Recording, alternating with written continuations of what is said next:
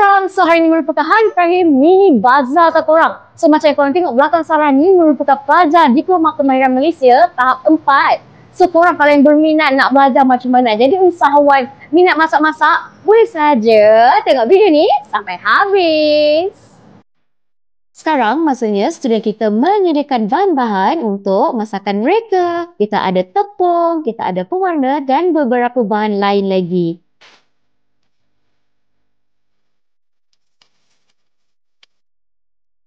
Yang tengah tengok video ni nak tanya, korang masih tak tahu ke nak sambung mana? Sambunglah dekat sini sebab kalau korang sambung dekat sini, teori korang cuma belajar 30% je dan selebihnya 70% amali. So memang confirm korang takkan bosan.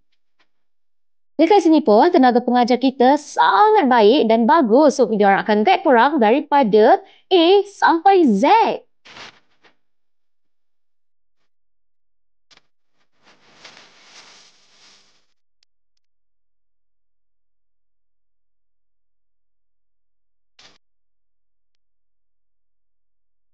Saya sekarang bersama dengan salah seorang daripada peserta mini bazar ni. So, boleh tak kenalkan nama awak? Boleh, nama saya Farid Amirun bin Azmi. Alright, so saya ada soalan nak tanya lah kan. Sebab awak dah buat mini bazar ni. So, soalan saya adalah macam mana awak nak kekalkan maintain creativity at the same time nak pastikan logistik ni urusan-urusan kemas ke organize semua berteratur kita kata. Benda tu kita orang buat plan dari seminggu sebelum kita orang berniaga. Kita orang dah plan, susun jadual. Part paling fun lah, semua combine idea buatkan satu produk supaya jadi wow. Okay awak, kalau boleh bagi nasihat kan dekat student. So, apa nasihat awak untuk student yang nak handle event macam ni? So, nasihat saya kepada student yang nak buat event macam ni, dia paling penting sekali teamwork together lah.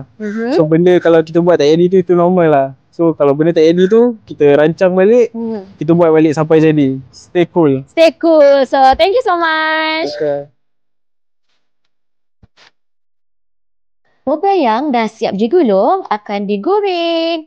By the way, nak bagi tahu juga ni, sesiapa yang dah habis tahap 3 daripada pegawai swasta ke atau kerajaan dan tak pasti nak sambung tahap 4 dekat mana, kita orang sangat mengalu-alukan kehadiran korang.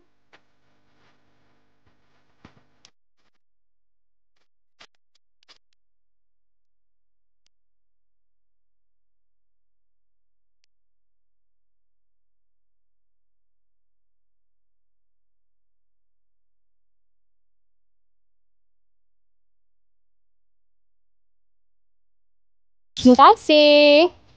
So korang nampak tak? Ada banyak sangat menu yang Sarah beli hari ni. Macam korang tengok kita ada tahu bergedil, kita ada popiah sirah, kita ada dadih, kita ada puding caramel, onde-onde, roti john dan macam air pun kita ada apa? Air green tea dengan air mangga.